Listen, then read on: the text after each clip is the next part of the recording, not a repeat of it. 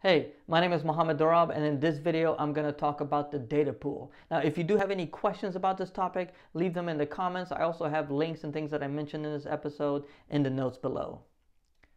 So this right here is an overall, kind of like a bird's eye view of the big data cluster architecture. But what we're going to specifically be talking about is the data pool. Now you'll also see compute pool, storage pool, application pool, all different type of components here. I'm going to be doing separate videos on each one of those. But again, this video we're going to specifically be talking about the data pool. So what is the data pool, right? What is it used for? It's used for data persistence and caching. That's pretty much the gist of it. So if you're going to do a query to an outside or an external data source, let's say an Oracle server, you can bring that data, persist it to your big data cluster in the data pool.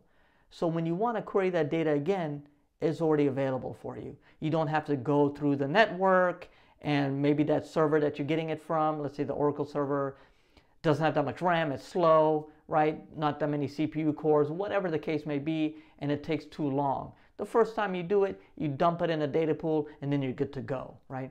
And however you ingest that data, again, whether it's T-SQL, as we say here, or Spark jobs, it gets persisted into the data pool. And also in the SQL Server Big Data Cluster, data marts are persisted in the data pool.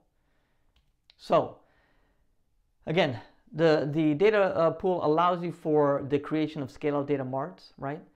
So you're getting data again from an external source. You're persisting it into the data pool, SQL Server instances, right? And then you can access that data, right, in the future, and it's there for you to use. So you don't have to actually keep going back out, right? So you can literally have these different silos of data or these data marts to access and work with. So you can have your developers working with, for example, Oracle data, right? You can have your data scientists working with, a combination, right? Of they need some of this, they need some of that, they need some HDFS, everything. They have their own pool, right? So, or a data mart. So to give you more of a visual, right? If you see here, starting from the bottom, you'll see whether there's an IoT device, right? Or Teradata, Oracle, whatever it is coming in. Data's coming in and then dumped into the data pool. And then you have your scale-out data mart that you can actually access from the master instance, right? So again, you just are sitting at your SQL Server Management Studio or Azure Data Studio, and you're just querying this data, right? And to you, it just looks like a regular table, a regular, it's just a regular SQL table. But on the back end, so much stuff is happening that, being persisted. You have these data marts, scale-out, and to the end user, they have no idea, right? But it's all within the confines of the big data cluster. So that's why the data pool is extremely important, right? But then the question becomes, how do we persist the data, right, into the data pool? And that's where we use the external command, right? So if we look over here, and let's start off with the, highlight the external keyword right there. So the top portion of the code is pretty much creating an external data source, right? Now we create this external data source. We can call it, for example, in this case, SQL data pool, because that's where it's going to be in the data pool. But the location is very key, right? So let's go in right there. So you say with location equals SQL data pool, controller server's default. So that tells SQL Server that the data coming in here is not going to be stored in a master instance. It's going to be stored in the data pool SQL Server instances, right? Persisted there. So that's the beauty about it. So the bottom portion, this is where we're going to actually refer to the data source that we just created when we create an external table, right? So first we create the data source, make sure that we have the data source pointing to the data pool, and then we go ahead and create the external table with the data source that we just created above, the data pool, right? Now another interesting parameter here is the distribution type, right? So in here we have round robin. This is where things get a little bit interesting, right? So we're creating this external table with the data source, the SQL data pool, and then distribution round robin. So as of the post or the publishing of this video, right, there are two distribution policies, and let's talk about them a little bit, right?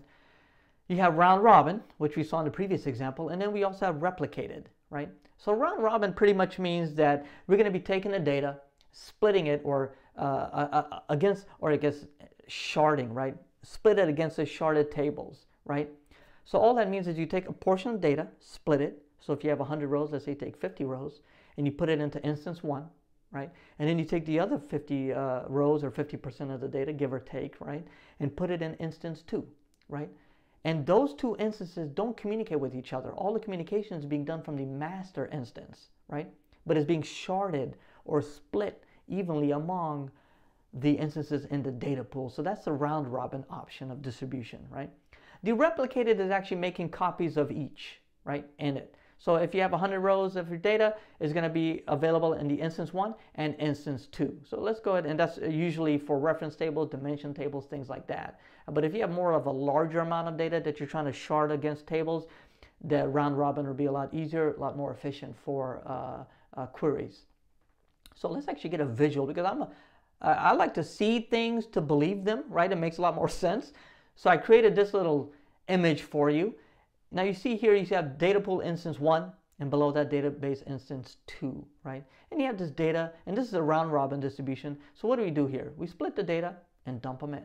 So at the end of the day, you have, row 1 is in instance 1 and row 2 is in instance 2, or a split of the data, right? I mean, that can be 100 rows, 1,000,000 rows, whatever it is, but it's split and dumped into each one of those instances accordingly, right? Round robin. So let's go ahead and show you the replicated. Replicated version, straightforward. Each one gets all of the data, right?